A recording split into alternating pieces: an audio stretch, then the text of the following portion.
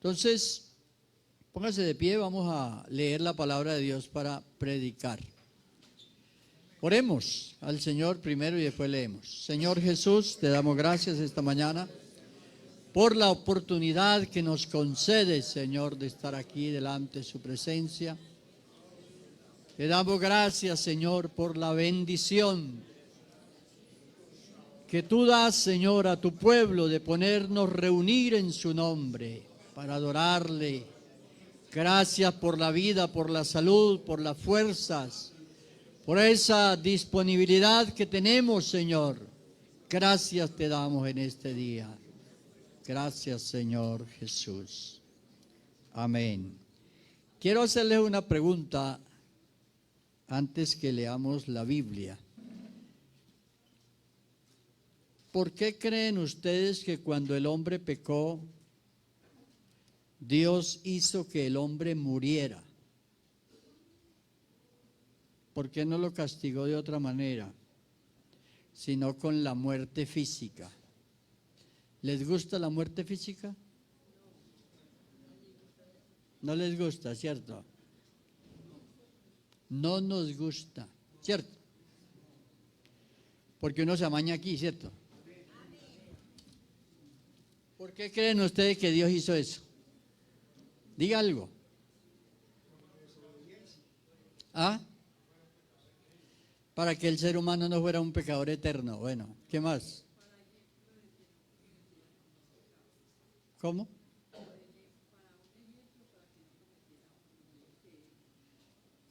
Dice ella que como un ejemplo para que la gente no pecara más.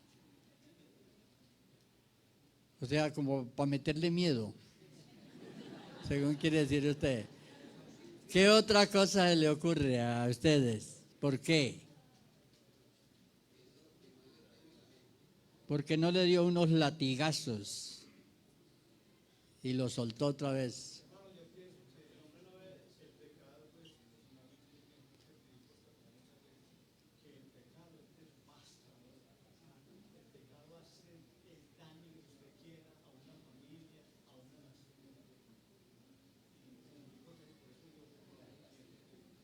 ¿Usted cree que dijo, esta gente hay que...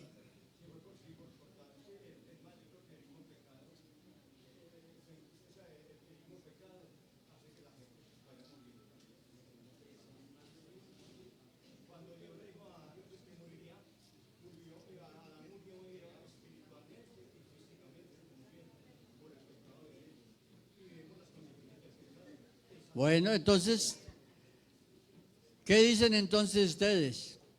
¿Cuál sería esa razón?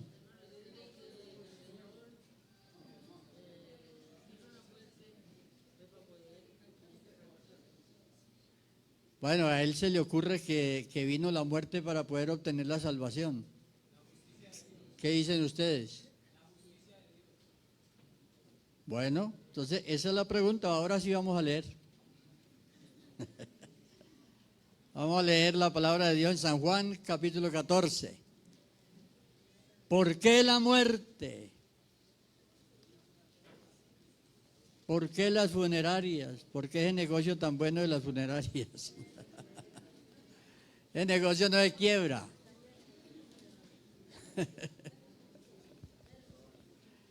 Vamos a leer aquí en el capítulo 14,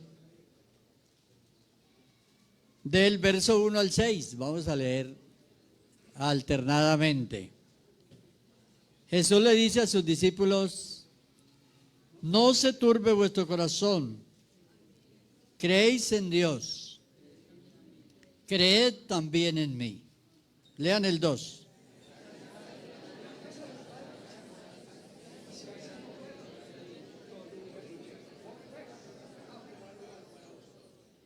Y si me fuere y os preparare el lugar, vendré otra vez y os tomaré a mí mismo, para que donde yo estoy, vosotros también estéis.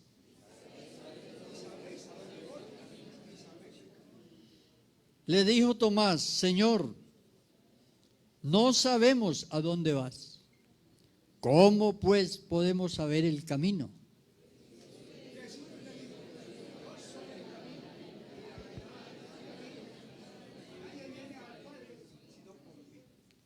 Amén. Pueden sentarse.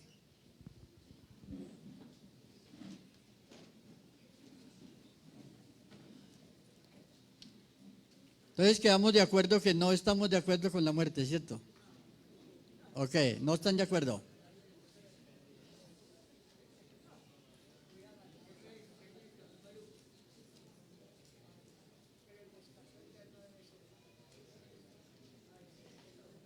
Ustedes, los lectores de la Biblia, pues los amigos casi de pronto no conocen mucho esto, pero los lectores de la Biblia saben que de este tema se ocuparon muchos escritores del Antiguo Testamento y personas que opinaron sobre el tema porque les preocupaba el asunto de la muerte. Y cuando usted lee el libro de Eclesiastés, usted encuentra algunas reflexiones o consideraciones del rey Salomón, que fue el que escribió Eclesiastés. Y habla sobre la muerte y sobre el espíritu del hombre. Y alguna vez, el capítulo 3, se preguntó, dijo, ¿quién sabe dónde irá el espíritu del hombre? O sea, cuando una persona llega y lee eso en la Biblia, entonces las personas dicen, ¿pero qué es lo que quiere decir ahí? ¿Qué es lo que quiere decir? O sea, entonces dice, nadie sabe. No, lo que pasa es que en el Antiguo Testamento no se sabía el camino. El pueblo de Israel tuvo el conocimiento de las obras de Dios. Y Dios obró desde el comienzo en la creación y en la historia de la fe. Uno observa cómo las grandes obras que Dios hizo en el Antiguo Testamento. Pero la revelación que ellos tenían no les daba para comprender como comprendemos nosotros hoy. Porque la revelación de Dios fue progresiva al ser humano. O sea, por eso la declaración de Jesús que dice, yo soy la verdad. O sea, la verdad absoluta. Todo lo que Dios nos iba a revelar. Pero hasta ese momento Dios no lo había revelado. Entonces el pueblo de Israel tenía una comunión con Dios, unas experiencias, que es lo que hay en la Biblia. Dios había mostrado por algunos procedimientos el plan de la salvación. Desde que mató los primeros animalitos allá para sacar las pieles y vestir a Adán y a Eva, de una vez mostró que habría un sacrificio redentor. Y de ahí en adelante hay muchos sacrificios que se hicieron para cubrir el pecado, pero no para borrar el pecado. Y en ese sentido se dio la revelación de lo que conocemos como Antiguo Testamento. Pero cuando nosotros llegamos al Nuevo Testamento, que es donde nosotros estamos ubicados, nosotros estamos viviendo y estamos practicando la doctrina cristiana. ¿Por qué cristiana? Porque nosotros creemos en Cristo, porque nosotros estamos en la fe de Jesús. Entonces el pueblo cristiano tiene una tarea, y es comprender que durante toda esa experiencia del Antiguo Testamento se dio la promesa a Abraham, se dio la ley a Moisés. Entonces, algunas personas dicen, esto sí sirve, esto no sirve, todo sirve. Porque es un proceso que Dios ha llevado con la humanidad. Pero esta declaración que hay en el versículo 6 del capítulo 14 del libro de Juan es donde se basa la doctrina cristiana. Cuando Jesús dice, yo soy el camino. ¿El camino a dónde?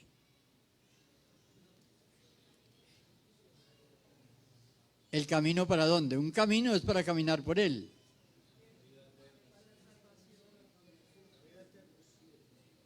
¿Por qué el ser humano necesita un camino?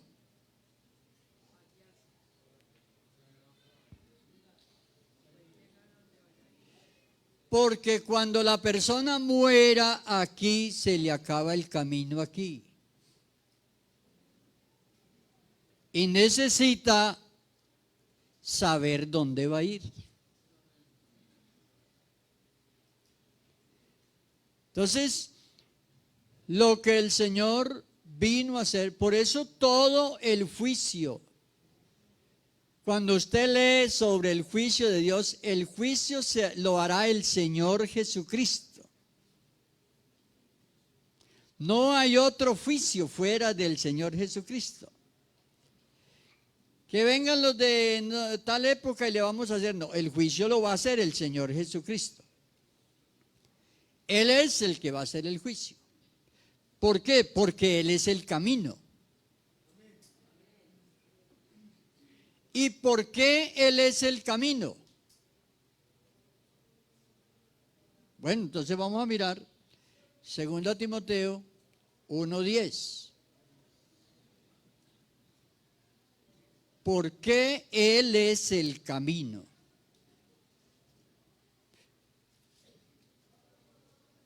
Segundo Timoteo 1:10. Que miremos ahí.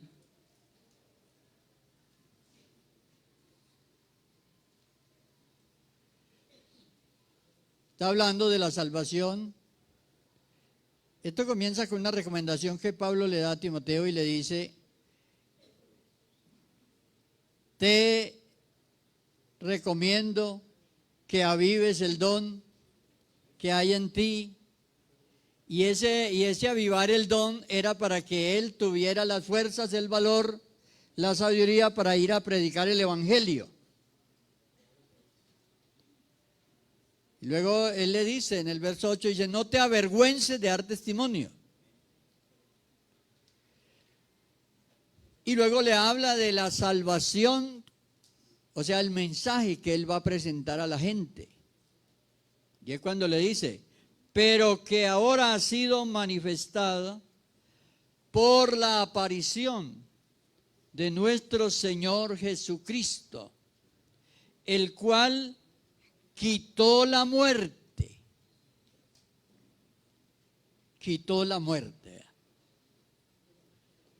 y sacó a luz la vida y la inmortalidad por el evangelio.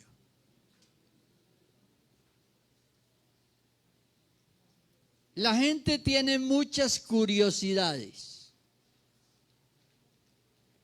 Y si estuviéramos aquí hablando ahorita del fin del mundo, todos estaríamos, ¿cuándo es el fin? ¿Cuándo? ¿Y cómo va a ser? Porque todos tenemos muchas expectativas, ¿cierto? Y a eso le agregamos curiosidades. Pero la Biblia no responde nuestras curiosidades, sino nuestras necesidades. O sea, el estar en una iglesia, el pertenecer a la iglesia, estar oyendo esto es diferente a oír cualquier cátedra, otra cátedra.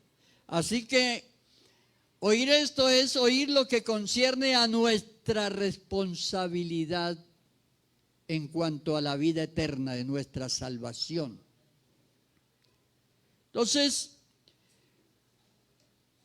hay muchas inquietudes, la gente quiere saber cuándo se acaba el mundo y esto, y cuándo Dios va a restaurar a Israel y todo esto. Y esas curiosidades están también en la Biblia. Hechos 1:6 Ahí estaba la gente curioseando.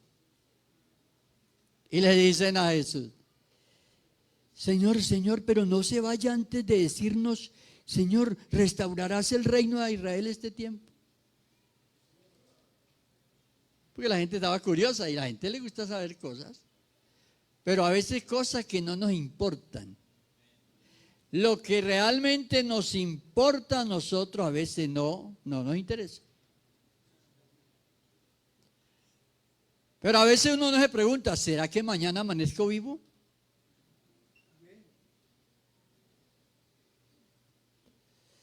¿Será que verdad puedo estar la otra semana?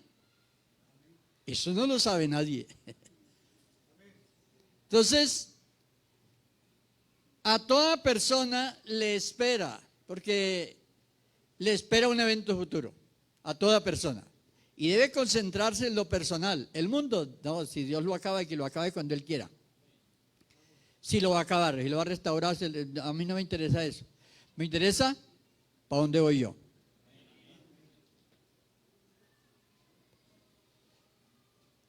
Hay un asunto ahora que se llama la escatoficción. Y usted abre las redes sociales por todas partes y ya eso de los eventos futuros se volvió una ficción. Y entonces el uno le dice: esto será así, el otro será así, el otro será así. Y a veces hace que el cristiano se distraiga en eso. No, el cristiano debe concentrarse a vivir en santidad. A vivir él, cada uno.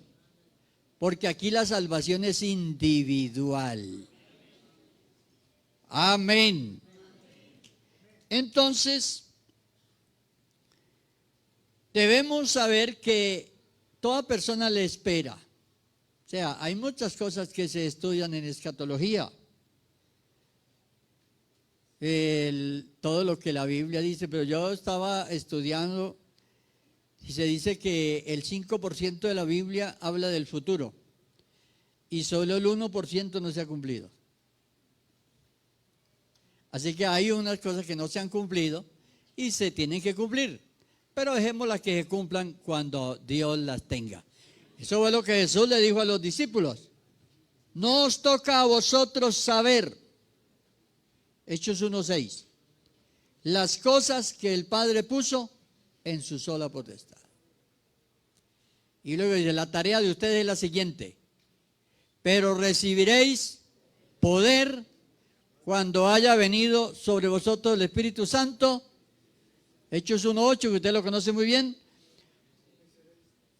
Y me seréis testigos. Lo que Dios necesita es testigos. Personas en quien el mundo pueda ver que hay un Dios santo y justo, que hay un Dios todopoderoso, que hay un Dios que sí puede cambiar a los pecadores.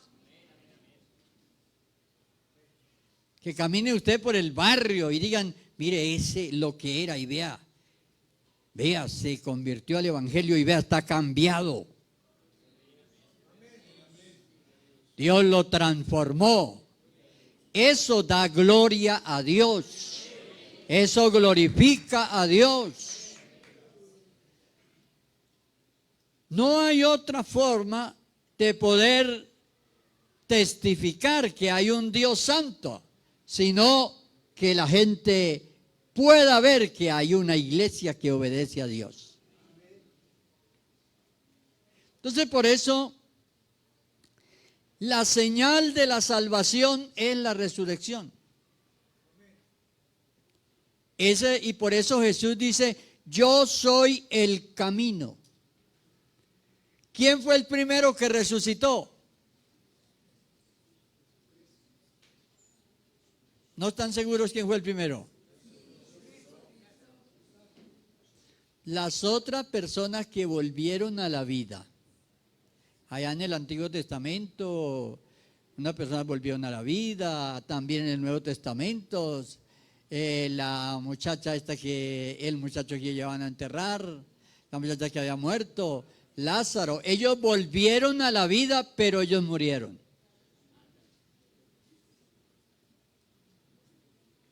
Pero la resurrección de Jesús es diferente. Es diferente. Entonces la doctrina de la resurrección se basa en la resurrección de Cristo. ¿Por qué? La Biblia dice, no permitirá que tu santo vea corrupción. O sea, la resurrección de Cristo es totalmente diferente. Y señala que la persona debe tener una esperanza de inmortalidad. Ahora somos mortales. Somos mortales y a todos les tocará llevarle flores y llevarnos flores. Si es que se acuerdan. ¿Cierto? Porque ahí ve cuando la persona se muere ya ni se acuerdan. Pero el asunto es que la vida no termina ahí. Entonces usted, hoy lo invitamos a que mire el camino que lo conecta a la vida eterna, para que la persona no muera en el pecado, porque la persona muere en el pecado, entonces la persona se queda y la muerte tiene el aguijón y no lo deja levantar cuando Jesús venga. Pero cuando la persona ha sido perdonado por el Señor Jesucristo, has recibido el perdón de sus pecados, se ha convertido al Señor, el aguijón de la muerte es quitado. El aguijón de la muerte es el pecado. Por eso la persona necesita el perdón de pecados. Cuando los pecados son perdonados, la muerte no tiene de dónde agarrarlo. La muerte perdió el poder. Por eso dice la Biblia, quitó la muerte. Quitó la muerte. Entonces queremos contarle a todas las 35 visitas que hay esta mañana aquí, que el Señor Jesús quitó la muerte. Y que usted tiene la bendición, si usted cree en Él. Él es el camino. Y entonces usted podrá resucitar. Usted podrá resucitar porque aunque el cuerpo, nuestro cuerpo de tierra se tiene que volver tierra, pero al creer en Cristo tiene derecho a un cuerpo nuevo. La Biblia dice, hay cuerpo material y hay cuerpo espiritual. Entonces, tendrá derecho a un cuerpo espiritual nuevo, a la semejanza del cuerpo de Cristo. Entonces, por eso Él dice, yo soy el camino. El camino. Cuando usted cree en Cristo y comienza a obedecer a Cristo, se bautiza en el nombre de Él y usted sigue caminando y con esa esperanza en Él, usted no está perdiendo el tiempo. Usted está ahorrando para la vida eterna. Fíjense, hermanos, que todos los seres humanos nos afanamos en alguna medida. El mínimo, el que mínimo piensa, dice, yo quisiera tener 4 casas, 3 arrendadas y en la otra vivo yo. Y con esos 3 arriendos vivo yo. Y si alcanzo la pensión, ahí le sumo. Y todo esto, ¿verdad? Pero ¿qué pasa? Ustedes saben la historia del rico que el Señor refirió esto y dijo, un hombre que su empresa había producido mucho. Y entonces el hombre llegó un momento en que él dijo, no, ya Ya trabajé toda la vida, ahorré, tenía muchas cosas, voy a descansar. Y seguramente a comer bueno todo este resto de tiempo. Pero dice el Señor, necio, esta noche vienen a pedirle tu alma. Y lo que has provisto, esa es otra cosa. Usted no sabe quién va a gastar lo que usted está ahorrando. Usted no sabe quién lo va a gastar. Por ahí un buen yerno, una buena nuera.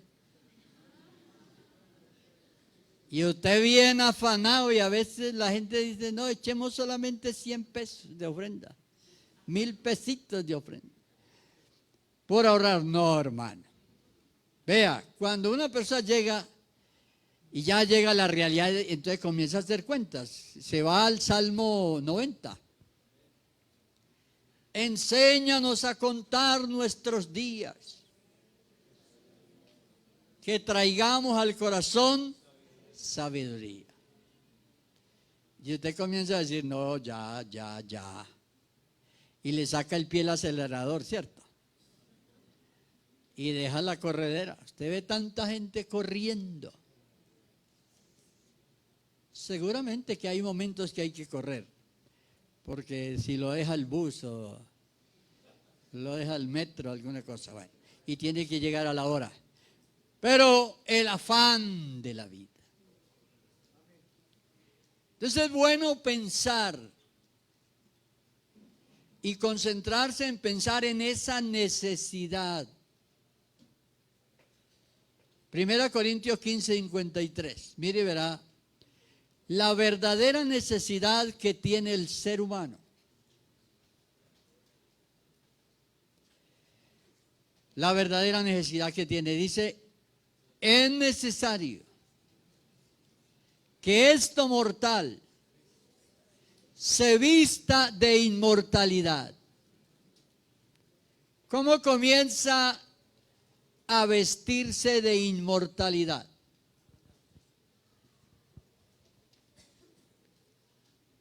La inmortalidad tiene una etapa previa. Y es la regeneración.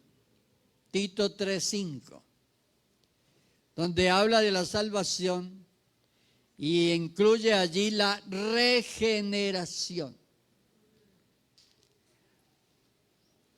Miren ese versículo lo que dice. Nos salvó. Tiempo pasado, o sea, lo que ha realizado en nuestra vida. No por obras de justicia que nosotros hubiéramos hecho, porque ese es otro distractor tremendo para la gente, es un distractor. Que la gente saca la libretica que me dice, yo le regalé una cosita a fulano, yo hice esta obra de caridad, yo le di un almuerzo a fulano. Vamos a sumar, a ver, esa suma no sirve, eso no alcanza. Eso no alcanza, la justicia por obras, dice, sino por su misericordia.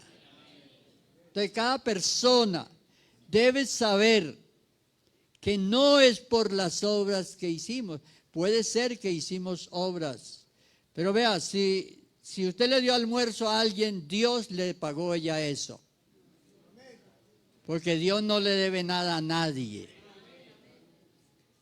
Antes nosotros es que le debemos a Él. Así que no se ponga a hacer cuenta porque hoy ya lo pagaron.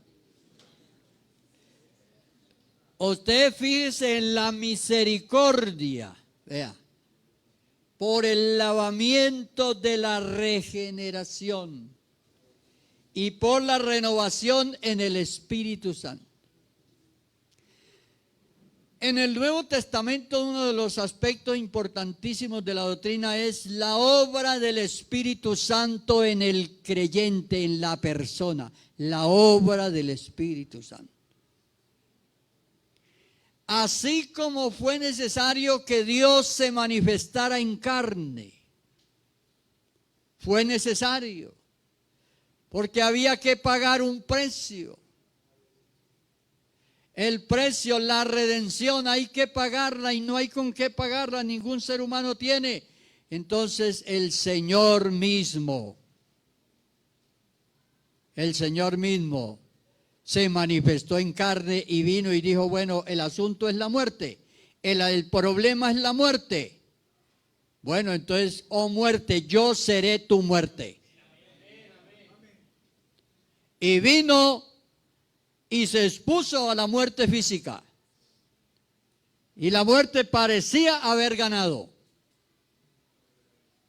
Pero de pronto fueron y el sepulcro está vacío. Jesús se levantó de entre los muertos.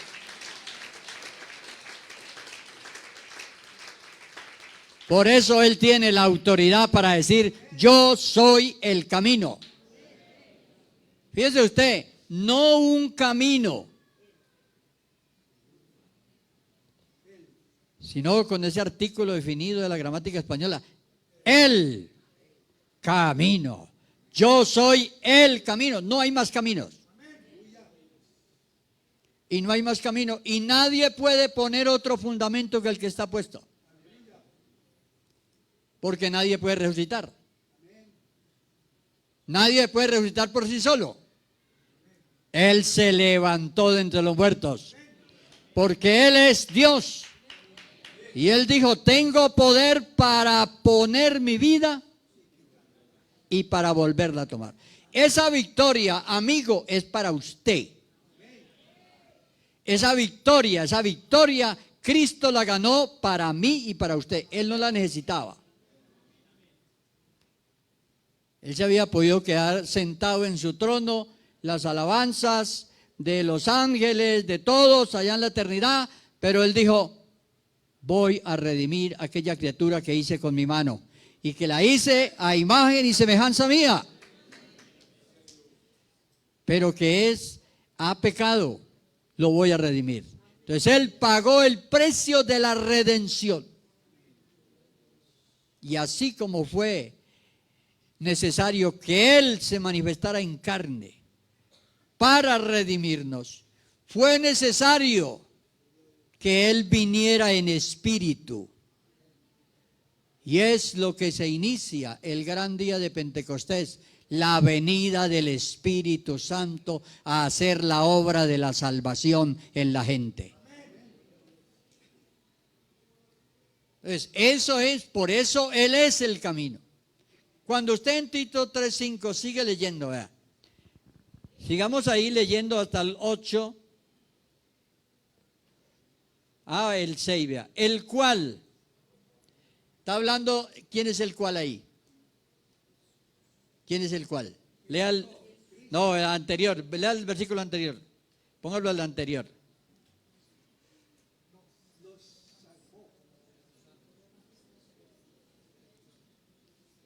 Estoy hablando del Espíritu Santo, de la obra del Espíritu Santo.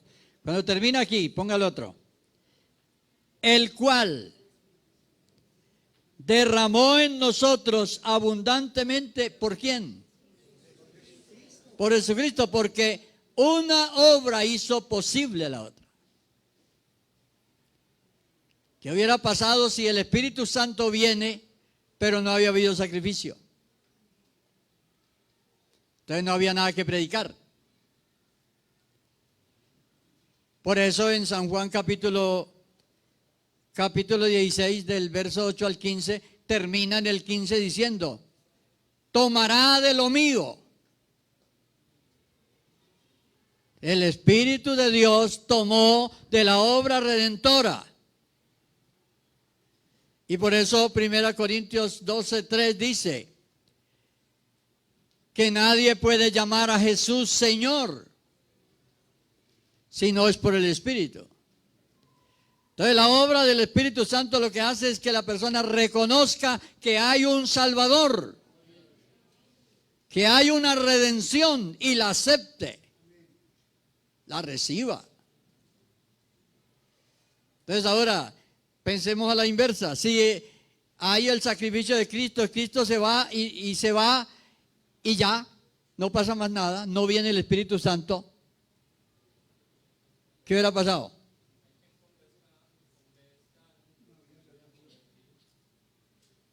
¿Qué pasa entonces? No.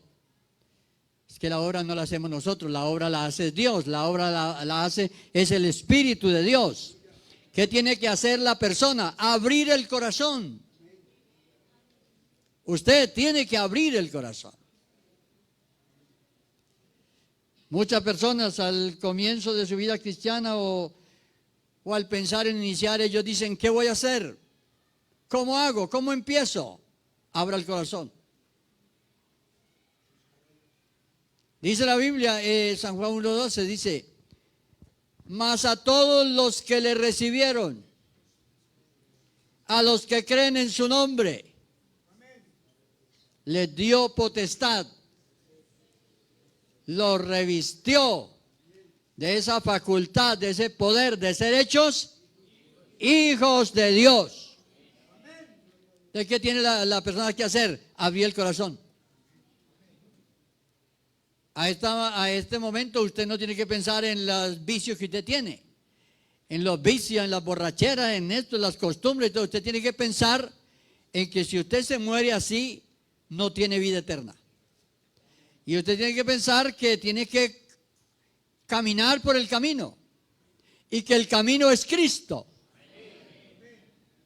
O sea, ese camino es Él. Y que usted, todo lo que puede hacer ahora es dejarse ayudar de Dios. Dejarse ayudar de Dios. O sea, dejarse ayudar de Dios. Dios no le está pidiendo a usted que usted haga lo que usted no puede hacer. Él está diciendo, venid a mí. Dijo Jesús, venid a mí, todos los que estáis. Mateo 11:28. Venid a mí todos los que estáis trabajados y cargados. Venga, venga a Él y venga con todo lo que tiene encima. Y es que no le dijo, dejen las cargas allá y vienen. Venid a mí, todos los que estáis.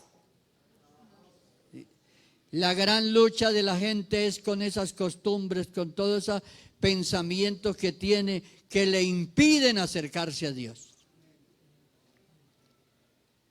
Pero cuando usted dice, Señor, aquí vengo y usted sabe bien quién soy yo. Usted sabe cómo he vivido yo, porque Dios lo sabe todo. No podemos venir aquí donde Dios a contarle nada nuevo. Nada nuevo que Él no sepa. Él sabe lo que usted piensa, sabe lo que yo pienso, sabe todo. Por eso es Dios. Y por eso nos puede ayudar, porque es Dios. Y porque lo sabe todo. Si pusieran a una persona a que le ayude a usted, una persona no le puede ayudar. Porque una persona, lo primero que diría, a ese individuo no lo conozco. Póngale un asiento allá afuera. Porque no sé cómo serán sus reacciones. Esa sería nuestra reacción, ¿cierto? Déjenlo allá afuera, a ver quién es, porque yo no sé quién es. Y le tengo como miedo porque mira la cara que tiene. Pero ¿qué dice el Señor? Venid a mí. Venid a mí. Todos los que no tienen problemas. Los que estáis trabajados, cargados, cansados. Lo que ya no hay nada que hacer. Vengan a mí. Dice, y hallaréis descanso para vuestras almas. Cuando uno cree en Cristo, hermano, amigo, usted descansa. Mire, hay gente fatigada.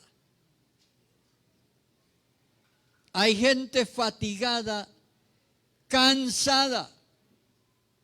Pero cuando uno viene a Cristo, uno comprende muchas cosas.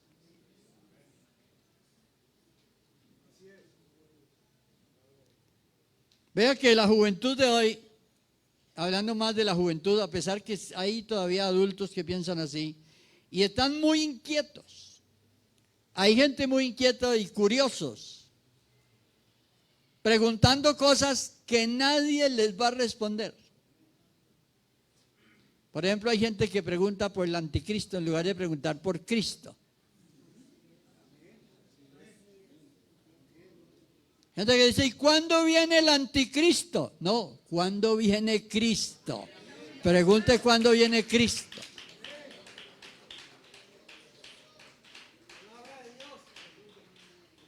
Hay gente que dice, bueno, ¿y por qué Dios siendo bueno, por qué no acaba con toda esa maldad que hay en el mundo? Porque es bueno, no la acaba. Porque ahí están los pecadores y Él quiere salvar los pecadores.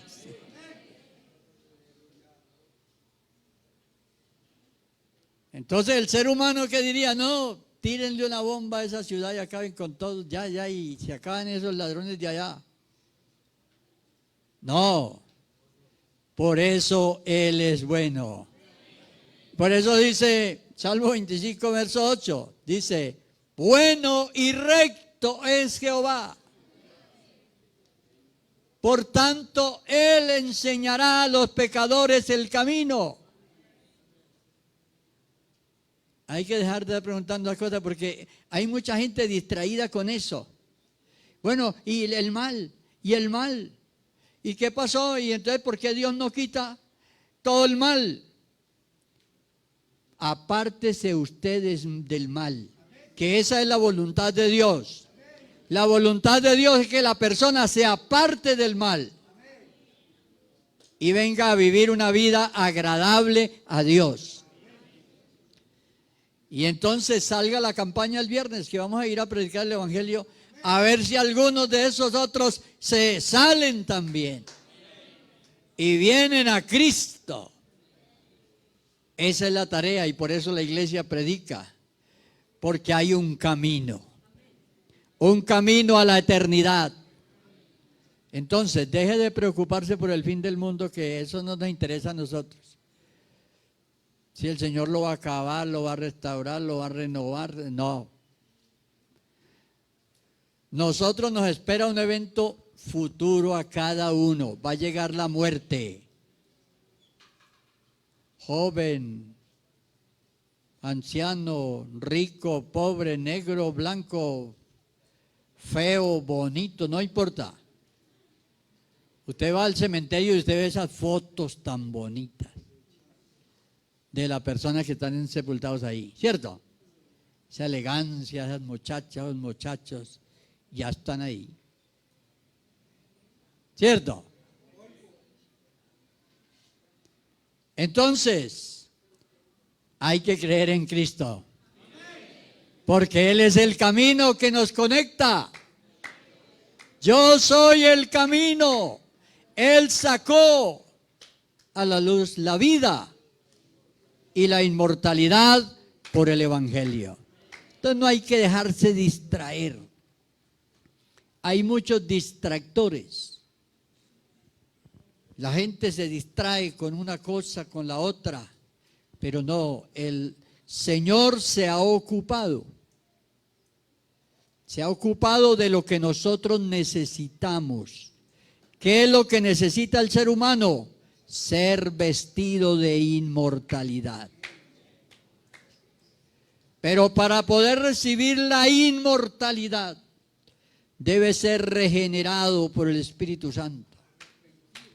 Esa regeneración, la regeneración es algo a alcanzar. Hay que creerlo y hay que alcanzarlo, la regeneración, ser regenerados por el Espíritu Santo. Regenerados es aquella obra del Espíritu Santo que lo convierte a usted. Lo convierte y lo mantiene vivo. Lo mantiene vivo espiritualmente. Le da la fuerza para que se cumpla esa que dice la Biblia: por gracia sois salvos. Ese es un presente continuo. Sois salvos. Diariamente, la salvación es algo de lo que estamos ocupados diariamente. Y la salvación consiste precisamente en esa bendición, es en obtener esa herencia eterna. Mire, todo lo que usted tenga aquí, todo lo que tengamos aquí, todo se queda aquí. Aquí nadie trajo nada ni se lleva nada.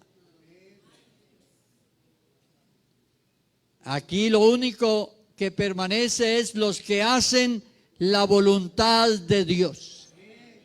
Los que hacen la voluntad de Dios permanecen para siempre. Y en eso hay que estar concentrados. La distracción. Porque la distracción viene y entonces a usted lo distrae, al joven lo distraen cosas. ¿Cierto? Al joven. El joven tiene muchas cosas que lo atacan. Está en su juventud. Tiene algunas necesidades. Tiene necesidades que el diablo trata de usar para destruirlo. ¿No ve usted lo que dice la sociedad hoy? La sociedad hoy, porque ese es el mundo, es el estilo de vida del mundo. Le dice a los jóvenes, no, ustedes pueden tener sexo todas las veces que quieran, con quien quieran y esto, y hagan lo que quieran. Porque ese es un derecho suyo. Sí, pero ellos no van a pagar por ustedes los males que usted se va a hacer.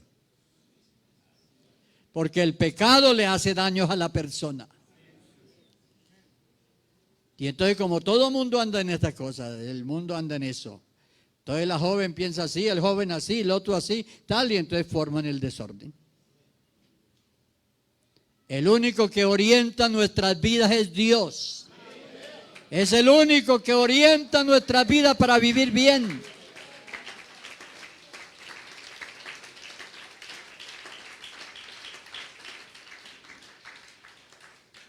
Y entonces el adulto que ya está pensando, entonces lo distraen